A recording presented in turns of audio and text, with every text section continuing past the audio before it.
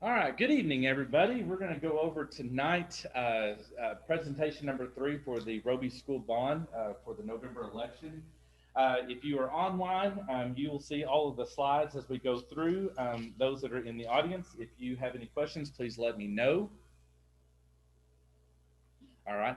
And then we will try to go through this expeditiously and get everybody's questions answered to the best of our ability. My name is Jason Carter. I'm the superintendent for Roby CISD. Tonight, this is an information session only. This is not to promote or to not promote the bond, but to more or less give you the information that we have available on the school bond.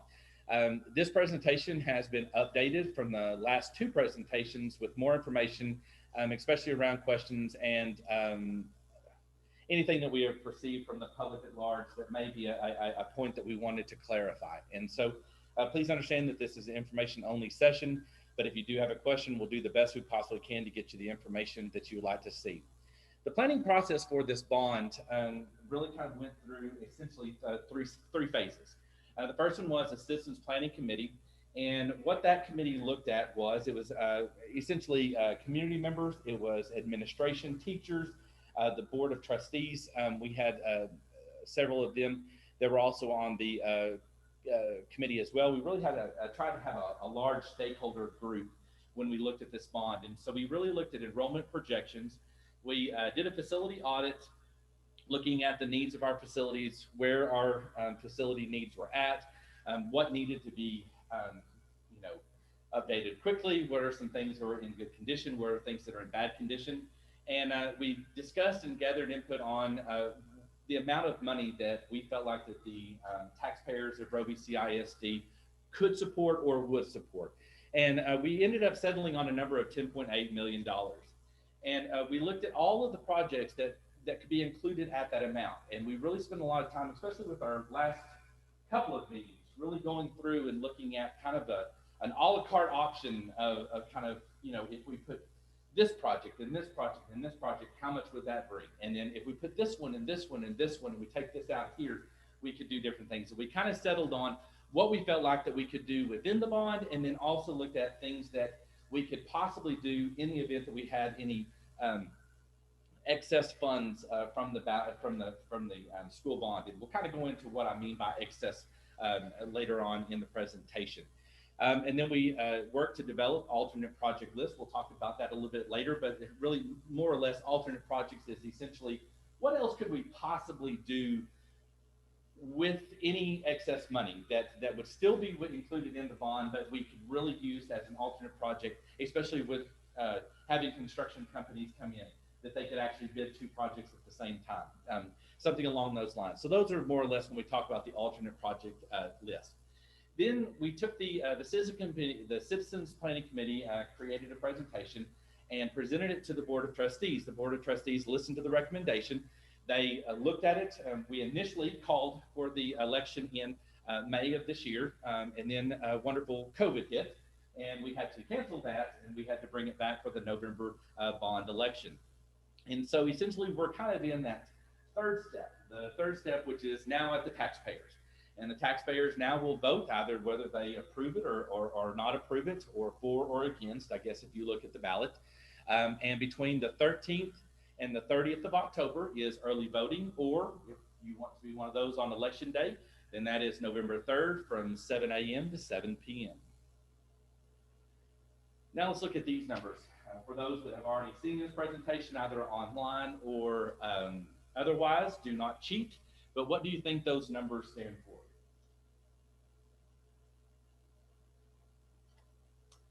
The age of our buildings. And so when we look at the age of our buildings, 78 years was the ag shop and the old gymnasium. Our high school is 44 years old. Our band hall and gymnasium, our new gymnasium is 37 years old. Our cafeteria is 33 years old. And our elementary is now 24 years old. These are the dates and these are the years in which that they were built. 1942 was the ag shop and the old gym. The high school was in 1976. In 1983, the band hall and gymnasium were built. In 1987, the cafeteria. And in 1996, the elementary was built. So we looked at it from the perspective of our aging infrastructure. That was one of the deals. Then we wanted to look at the enrollment projection as to, is there a need for this? Is there a need for us to look at this, or can we continue with what we currently have? And what you'll notice on this is the green line at the bottom is the high school enrollment for 2012 through this year, which would be 2021. Anytime that you look at any type of educational slides and you look for the year number, that's the ending year. That's the quote graduation number. Okay? So when you see 2021, that's technically the year of 2020, 2021. Okay? And so that's where we are. So this year we're at 75 students at the high school. The blue line just above that is the elementary school numbers. And then just above that is the total number for the district at large. Okay, so when we look at this list, 2012, we had an enrollment of 270 students across the district. That was 190 students at the elementary school. When we talk about elementary, we're talking about pre-K through 8th grade. When we talk about high school, we're looking at 9th grade through 12th grade. And we had 80 at the high school. Then we skip on over to 2021. We are currently at 311 students for the district at large. That's 235 students at the elementary school and 75 students at the high school. So now let's look at, from that was kind of the past to the present, now let's look at the present to the future. And so what we wanted to do is we really looked at our projections as to our current students that we have in our district. And when they become high school students, what is the enrollment going to be during those years? So let's think about it this way. This year's 9th graders, next year will be 10th graders, correct? So next year's 8th graders are going to be 9th graders, and the 12th graders are going to be out. So we wanted to see what was the enrollment when we had that group together. Then the next year after that, take the 11th graders out, move the 7th graders in. What was the enrollment at that point? Because we want to look at it down the road. How many students are we going to have in our buildings? If we're going to continue to have an increased enrollment, we need to look at space. If we're going to have decreasing enrollment, do we have enough space that we currently have? So we wanted to look at it both ways to make sure. What you're seeing here is a trend that looks like it is increasing, and increasing at a larger rate than what we anticipated in the beginning. And so this year we're at 75 students. Next year we'll be at 80 students. The following year, 98, 101, 104, 107, 98. So you'll see that just that orange number above that line is anything that's going to be increasing from this year's numbers. And so you'll see that our numbers are actually moving in a positive direction. Now, that doesn't necessarily mean for the next 30 years, because we really don't know what our enrollment's going to do. But within the years that I have been here, we have seen explosive growth.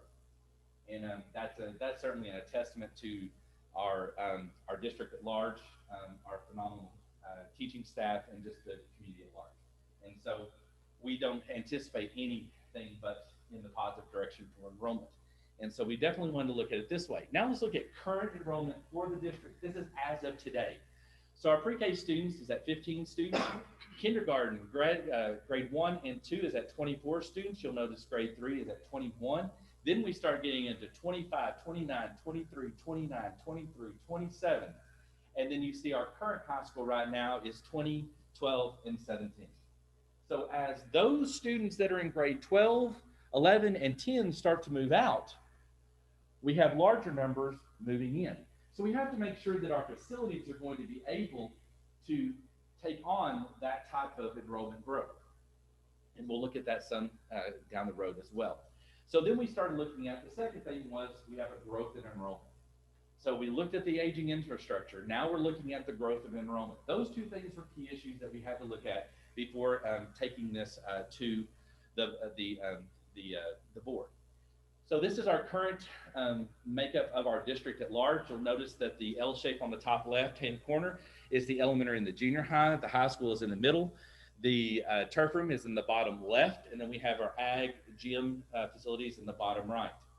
So when we look at non-instructional, okay, and so we're going to take and look at our map as we have it right now. We're going to look at non-instructional. Non-instructional means any place within our facilities that technically does not house a classroom or any type of instructional activity, okay? That can include hallways, that can include, so there we go. So we're taking away all of the non-instructional spaces. That's the hallways, that is the cafeteria, that is anything along those lines that we have that is not specific for instruction. That includes office spaces, anything along those lines. So now you'll start to look. This is all we have in Roby CISD's district for instruction. Now let's take that same thing and let's look at it from the perspective of what is currently being used currently. Now remember, we talked about that positive growth model. And so we wanted to start looking at the instructional of what we currently are using. That is how much we are currently using. We have one room, which is the elementary library, that is used for kind of a support role, but it's not technically a classroom that we actually have regular instruction with. So we started looking at it from the perspective of limited expansion. So now we're looking at it from the three things that we really wanted to focus on and take to the board and let them understand where the committee came from. Is that we have an aging infrastructure. We have some growth enrollment that we need to look at. Then we also looked at the limited expansion within our facilities. So after coming up with that and working with the architecture firms and the construction people, we developed what we felt like was the $10.8 million kind of sweet spot of what we felt like as a committee. And when I say we, I don't necessarily just mean me, but the committee at large. I'm speaking on behalf of that committee just because I want everyone to understand the thinking behind where we came from. Is that we really wanted to look at maximizing instructional space, because that was our key area that we're needing to look at. Is we need more instructional space.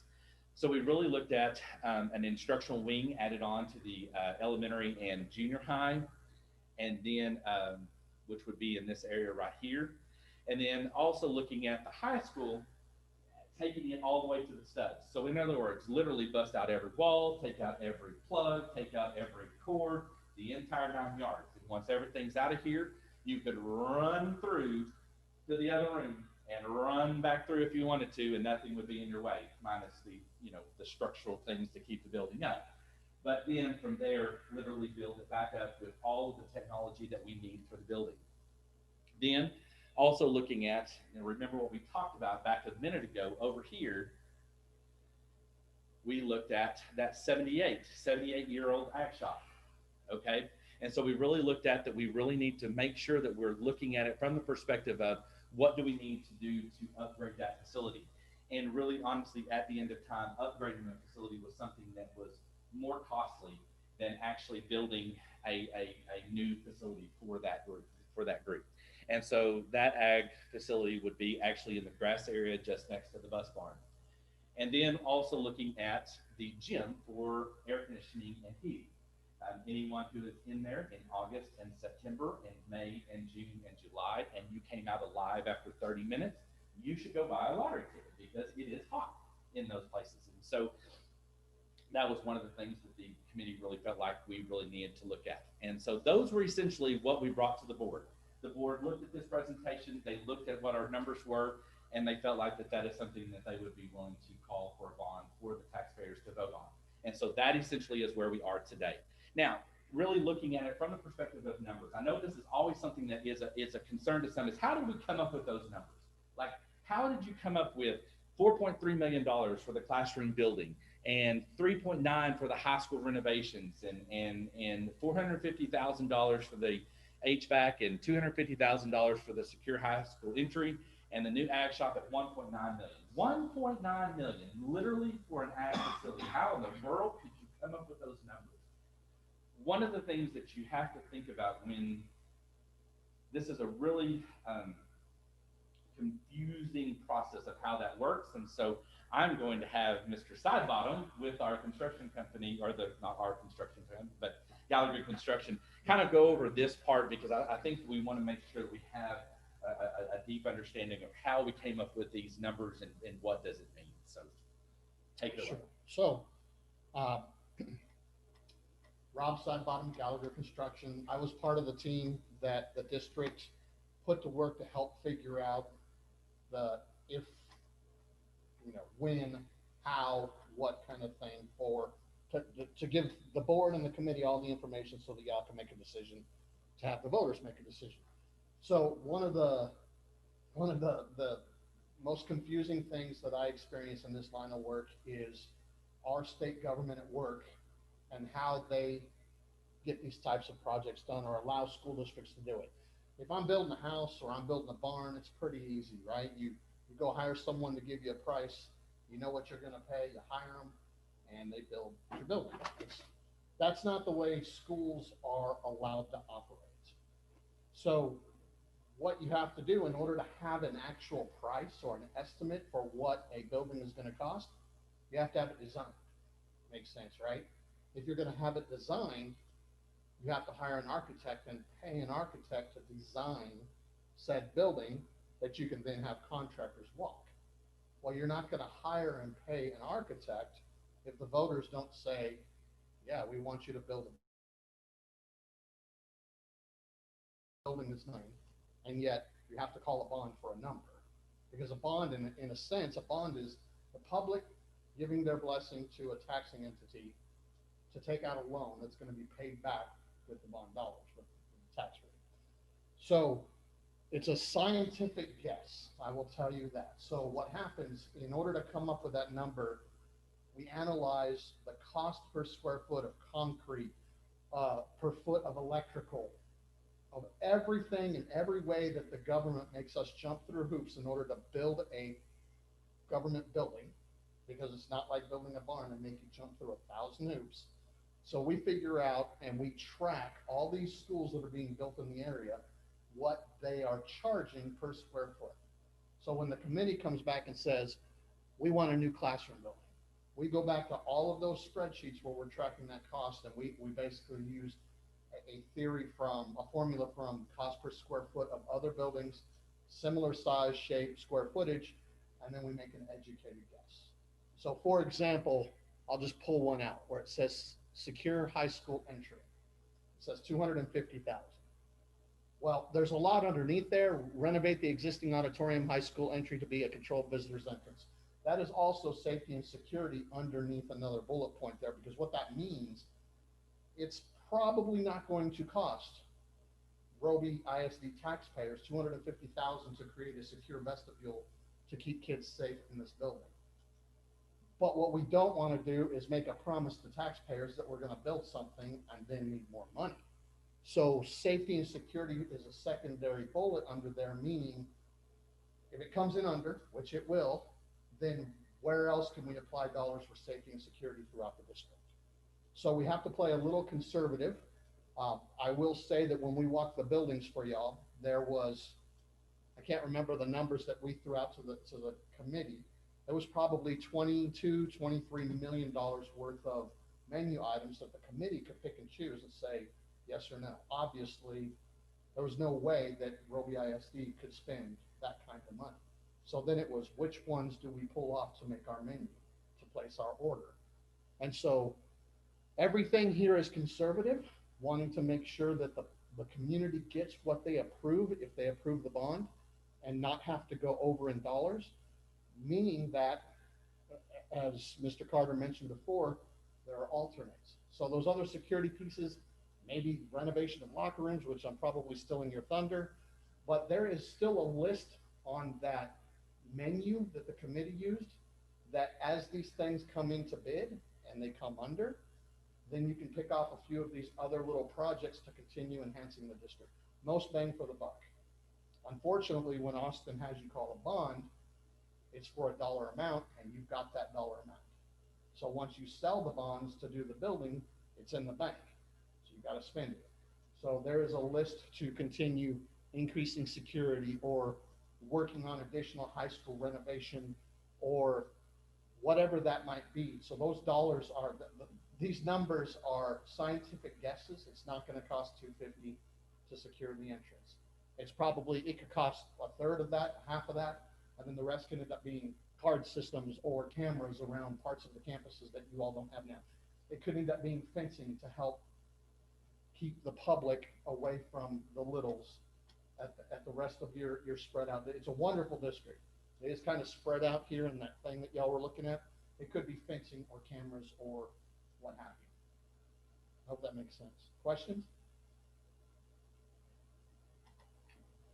There's always questions when it comes to that. I can promise you that ahead of time. So, I mean, that's definitely, that was the hardest part, especially for a lot of people on the committee, is that, when they started throwing out these numbers of $1.9 million, how in the world? I mean, it's a barn. You think about those things that way, but there's other things that go into it. We're going to kind of go into that some of that stuff here in a minute.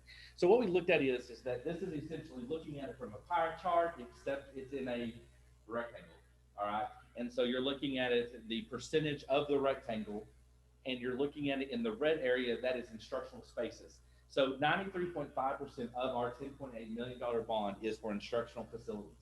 Okay, the gymnasium HVAC and the secure high school entry points, that is 6.5% of the bonds. We really want to make sure that we are maximizing instruction, that we are really focusing on the instructional aspects for this bond. So when we looked at that from the perspective of, all the things that we could get for that, one of the things I wanted to do in this part is, because some of the questions that we had from others was, what are you going to do with these other facilities that, you're moving out of? What are we going to do with those things? So if you'll look for the red area, we are going to gut and renovate the high school and secure the entrance point of that. Then for the orange line, we're going to actually put in the new Ag CT facility. For the blue is going to be the new wing for the elementary school. And so that's technically going to actually attach to the high school. So it gives us a secure entry point on the inside for our playgrounds and everything else. And then we'll have on the other side secure fencing as of this point. That's kind of the plan that we have going on. Then we look at the green, which is going to be the locker room areas. And so we're really wanting to focus on our locker rooms as well, and ensuring that our students have a place that is a good locker room facility. And then installing the HVAC in the gym. And then the other thing I want you to look at is the purple, which is the old ag shop. The old ag shop is going to turn into the maintenance department. And so we are going to use that because right now we have a little building, tiny little building that houses a lot of our stuff that we'll be able to move into more of a secure location. It also gives our maintenance people a place that they can work on vehicles and everything else inside. And we already have some of the electrical, everything, all the electrical equipment is already in there. So it gives us a space that we can still use. It's not that it's not going to be used. We're trying to utilize every single space of the district, regardless whether it's being renovated or it is not being renovated. We're trying to find ways that we can still use it because we want to maximize our space to the best of our ability. Does anybody have any questions on this part? All right. So the next question that really was raised is that, I do not understand why we cannot have a new high school. I mean, why in the world could we not have a new high school? When we looked at those estimated numbers that we received from Gallagher Construction about that scientific, not scientific yet, guesstimations, is we looked at if we did just a secure high school with no more classrooms, what we currently have, you're looking at $12 million. It was the number that we were given during those committee meetings. What we're calling for in the November bond, we're able to look at 1, 2, 3, 4, 5 different projects plus some alternates. And so remember, we went back to that same thing a little while ago when we talked about aging infrastructure. What was the second thing? Growing enrollments. What was the next thing? Limited expansion. So we really had to focus on, it wasn't necessarily of getting a new building. It was not just a new building. We needed more space. So we needed more instructional space. And so that's the reason why that the committee really felt like that we really had to focus. Because, I mean, we started out, and Ms. McWilliams probably could talk a little bit easier about this, but I think we originally started out by saying, okay, what do we need? And so everybody said, well, we need a new high school, and we need a new gym, we need this, and this. And then they took those numbers back, and they talked to their little people behind the table. They may not be little people, but I mean, the men behind the curtain, and then they brought back that number, and it was like this very large number, and we're like, okay, there's no way we can do that. So then we were like, okay, so what if we do this? Give us an a la carte. So then they bring back this a la carte, and we're start looking at it, and then we're like, that doesn't work. Let's start with, what are we looking at a number that we felt like the committee could give to the board. The board could then, ask the voters for, and the voters, the tax amount was something that they could be able to I guess not, stomach is not the word, but I mean, they would feel comfortable in that a number instead of something just massive. And so that's why we really hit that 10.8. Then we had to start looking at what can we get for that? And that's why we started looking at how can we do different things. We can renovate this facility, upgrade, those types of things. And that's how we kind of came up with that process of, so I hope that answers the question of why not just a new high school? It was really more about more bang for the, it wasn't necessarily more bang for the buck, but we needed more instructional space. And that was the really big key issue for us. It was not that we wanted something just outlandish. It's something that we need in able to continue our quality education that we expect of all of our Roby grads. So then we wanted to look at the CTE facility because, there was a lot of people that talked about, oh my gosh, it's $1.9 million barn. I mean, we could go out there and build that thing. There was a lot of things that went into that part. And that we're looking at not only just a facility, but we needed to look at the general, the plumbing, the electrical, the mechanical, and the safety aspects of the stuff that we have to put into that. So in general, we're looking at not only just the area for the classroom part, but we're looking for the actual workshop part that we can actually put our projects in. And anybody who has been in ours will know we are limited in the space that we have for multiple projects. And so it was really difficult that we only could do maybe one or two large projects, and then the rest of them we really couldn't do. So by expanding that workshop space allows us the opportunity to bring in more of those hands-on projects for our students.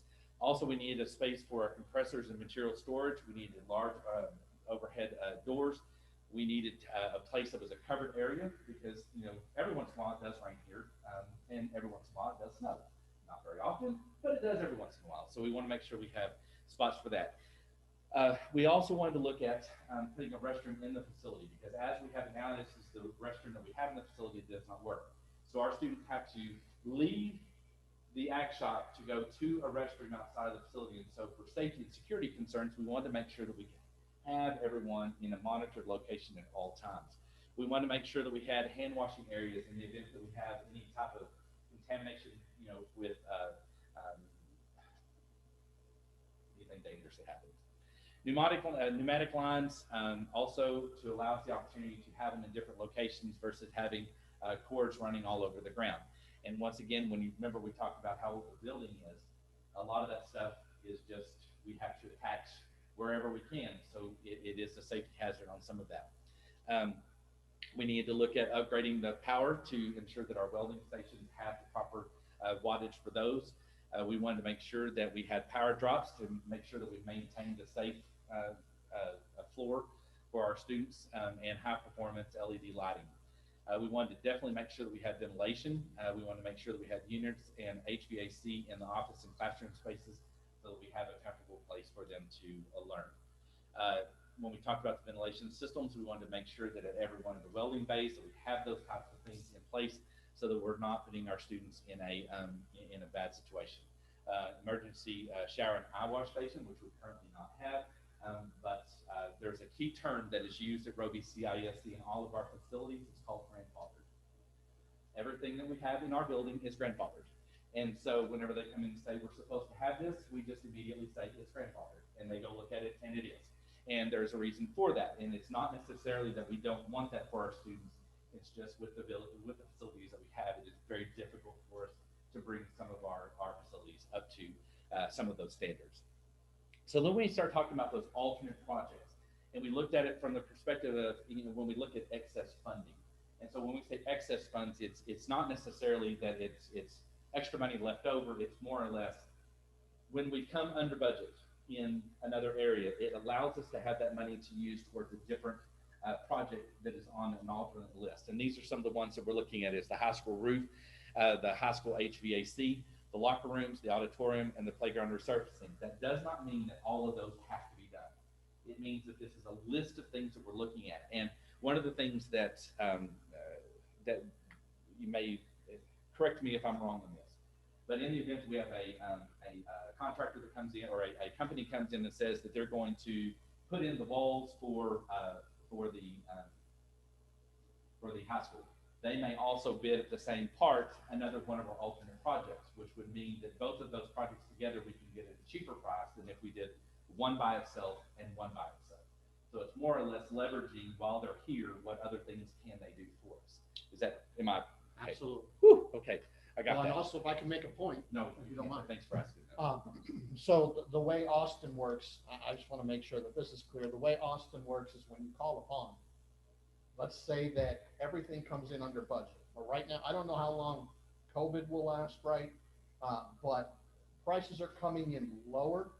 Well, I mean, but, but what the massive effects from it anyway are having bids come in cheaper than they were because Walmarts aren't being built, Costco's aren't being built, so people are starving looking for work. That's allowing us to receive more bids from trade contractors, which is right now it's very competitive, which means there's more funds left over. Austin does not allow those funds that are left over to be used to pay for teachers' salaries or insurance or any of those things. They are very, Austin is very strict at how school districts can spend money. So once the voters have approved bond dollars, if that happens, to be spent on the buildings, that's what they have to be spent on. So that's why these alternate bids are coming in. Also, just to throw another point out there, there's another district in the area that is also on the ballot at the same time. I understand we don't mention that name here, and that's great, but what that means for both of y'all is an economy of scale. So these are not tiny numbers that you all are looking at approving. I realize that. And so you would have folks that are interested to come do the work for you if you approve the bond and want them to do so.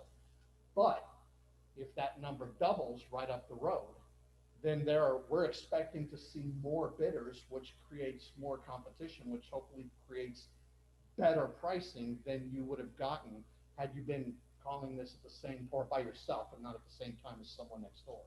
So that should also hopefully compress the cost when it's all said and done to pick off more of these items.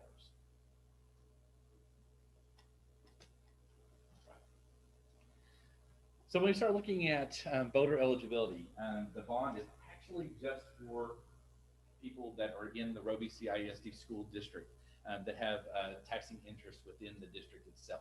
So kind of going over kind of what Rob talked about is that there's essentially two pots of money for the district. You have the M&O, which is called maintenance and operation, and then you also have INS, which is interest and sinking. So let's take it from the perspective of your house, okay?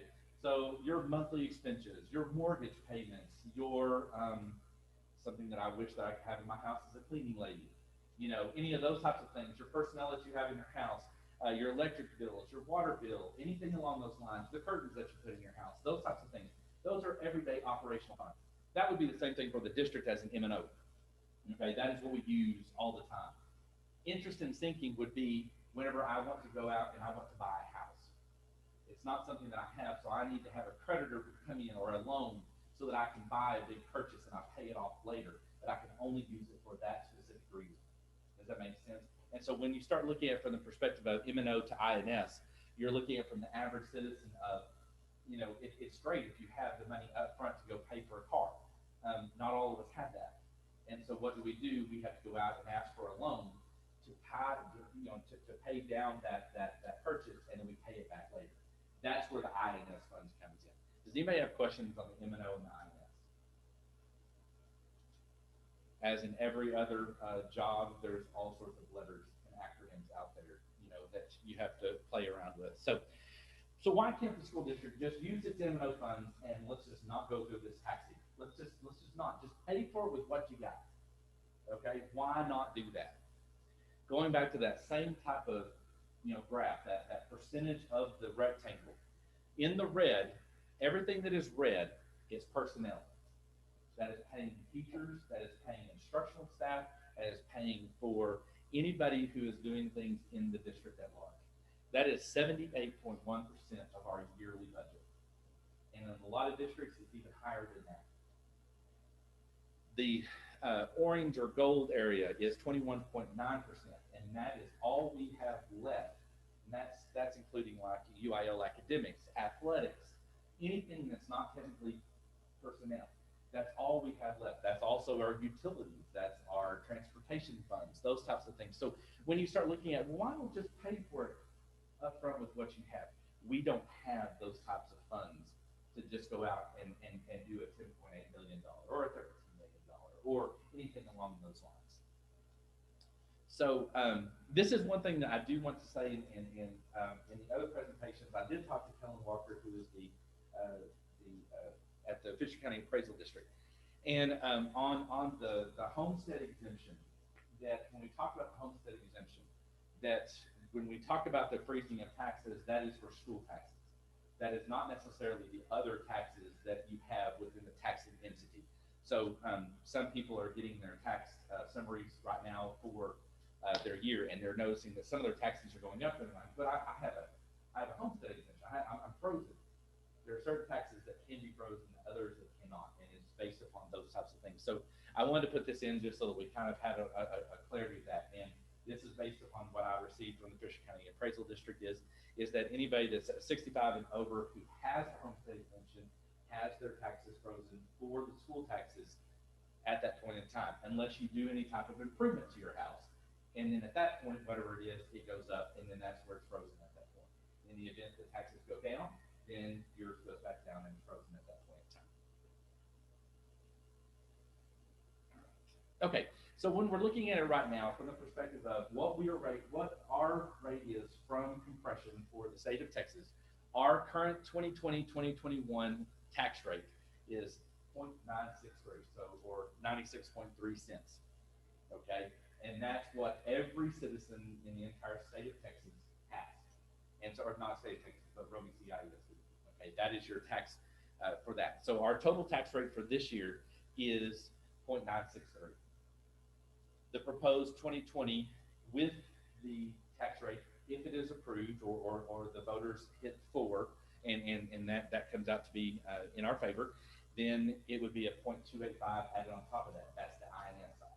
Okay, so remember that the 0.963 is what we currently have. That is what we use to pay our bills on a monthly basis, our yearly basis. And then what we're adding on top is the 0.285. So the overall tax rate would be at that point $1.24. Now, in retrospect, looking at it from in the year of 2018 to 2019, our tax rate was $1.17. And before we had House Bill 3 that started to compress our taxes, we were paying, and in Roby CISD, ours was $1.17. So in retrospect, looking at it from the perspective of the difference between the $1.17 to the new $1.24, if it passes, would be 7.8%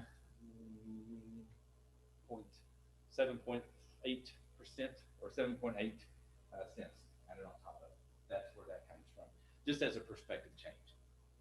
So looking at it from a perspective of a market value house of $100,000 minus the homestead exemption, you're looking at a taxable value of $75,000, which would be $213.75, or a monthly increase of $17.81. Now, one of the ways that you can go about calculating that is to take your taxable value minus exemptions. And on your actual sheet that you received from the Fisher County office, it says taxable value, parentheses, less exemptions. You take that amount, okay? You divide by 100,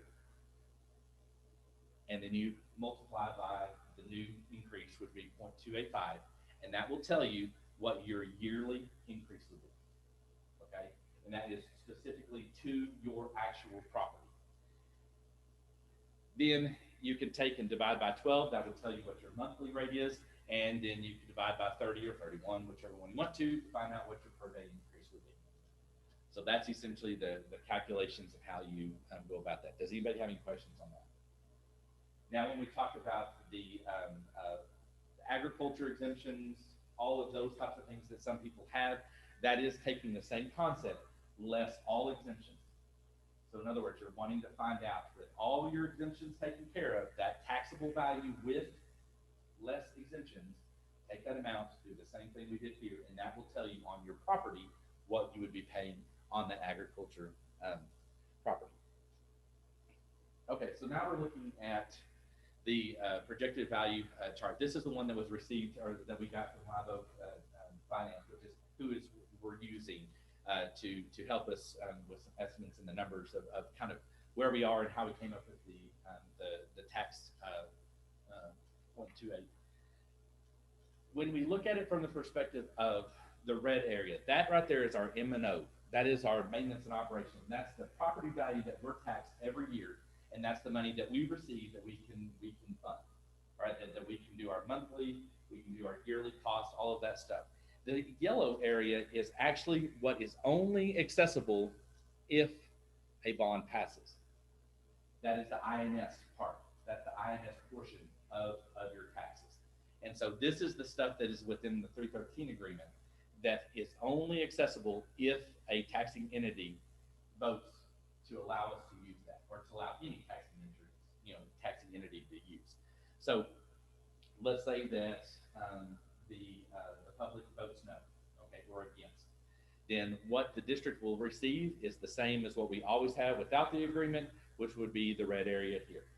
Okay, and also here, this is the same information. It's just so small. There's no way for you to figure it, but I can certainly give you that information if you need it. But in the event that we say for, or if the voters approve the for, then we also get to take on the rest of this. Now, this up here is only used for the bond. It cannot be used for salaries. It cannot be used to, have new teachers and new, everything else that comes along with that. That's not a part of it. That's actually the actual buildings themselves, okay, the actual cost of those. So when we look at it from the perspective of if that passes, the wind farm would essentially pay 47%. The local district would pay 53%. Okay, and that's the difference between the two. Then we look at it from the perspective of looking at it from the year 2000. Oh goodness, from 2000 here to 2020. This was the tax rate that we received this is our tax rate that we had. Let's put it that way. And so you'll notice in 2000 that our actual tax rate was above $1.40. That's where we were. And remember that this year we're at 0.96.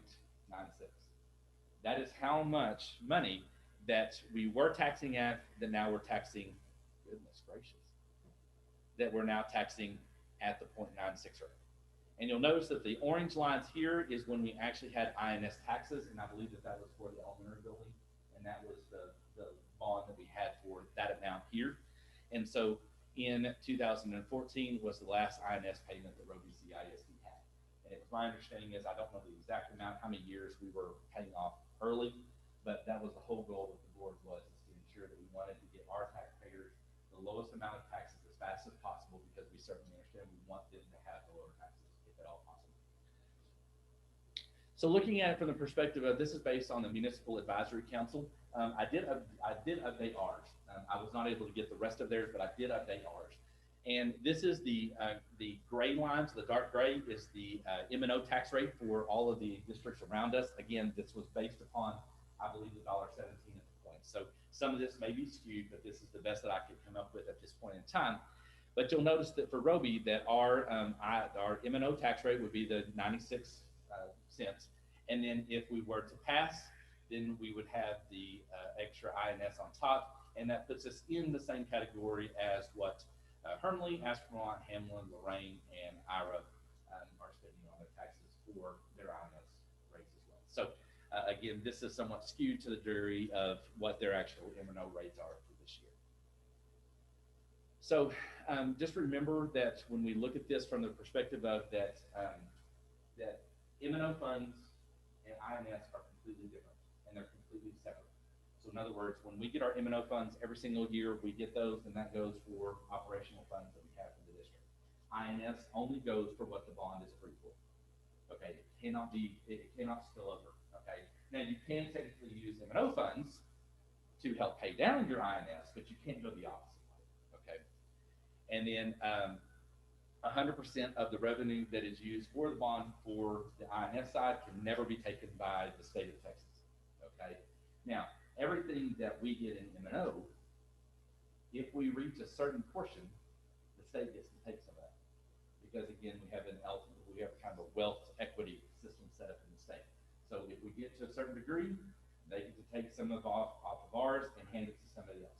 Okay, but the INS funds that are approved by the voters can only stay at Roby CISD. The state can never touch that money. Okay, so they can touch the red, they can't touch the gold. Okay, And the last part of this is the registered deadline has already passed for the voters. Early voting goes through the 30th, and election day is the 3rd. It's from 7 a.m. to 7 p.m. And RobyCISDbond.com is where you can find a lot of the information, or you can always call the school to find out any more. And is there any questions? Well, can I make a comment real quick? Sure. So, I just want to make sure everybody understands. Do y'all know what a tax abatement is? I'm sure you do, right? It's when a business, well, I use this instance, when windmills are coming to town and they come to the district and the county and they say, we're going to come to town. We want to put these windmills on landowners' property, but we're only going to do it if you give us a tax break, right? How much is the total value, Mr. Carter, of the wind? 219, I believe, or something. So $219 million worth of property they want to put in your district, but they're only going to do it if the county and the school district agreed to cap their taxes on 20 million of that. So 200 million of that, they're not going to get taxed on the M&O side for 10 years. So the reason that so many school districts, some of the other districts you saw up here, the Hermley and the Ira and some of those other ones, they've had wind come in already, maybe some solar. The only way to really get into those energy companies' pockets, because the abatement does not apply to the INS side. They have no tax shelter on the INS side. So the only way to get into their pockets and actually obtain taxes from them on that is to vote the bond in. It stinks because when you vote a bond in, that means that you're increasing the tax rate. When you increase the tax rate, everybody has to pay it. But for every dollar out of your pocket or every dollar of repayment, they're paying 47 cents. That can only happen because of the abatement if a bond is approved. So another way to look at it is, let's say the wind farm never came, or it's not coming, right? And you wanted to make an impact on your district. And so you called a 28.5-cent bond. That means you would get just a little over $5 million for that same increase.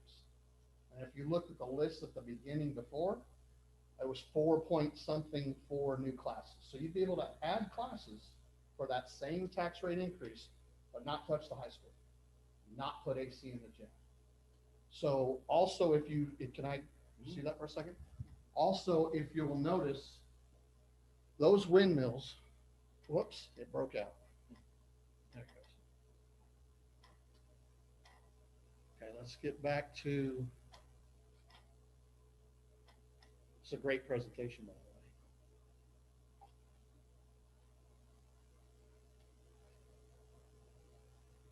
Long one too.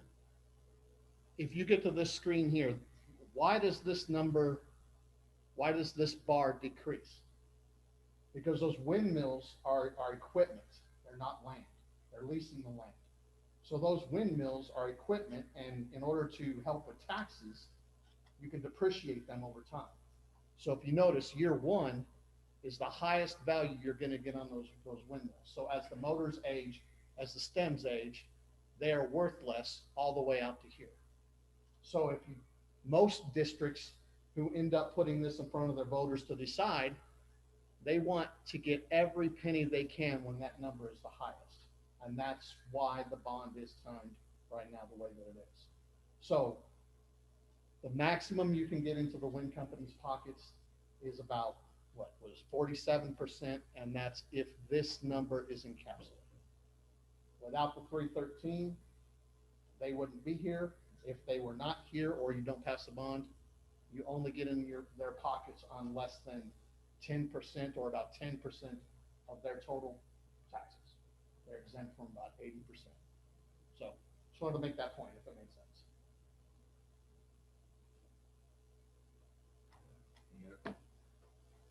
Good. All right. Well, guys, everyone, thank you so much for attending tonight. If you have any questions, please feel free to call the school, and we'll be more than happy to answer any questions that you have.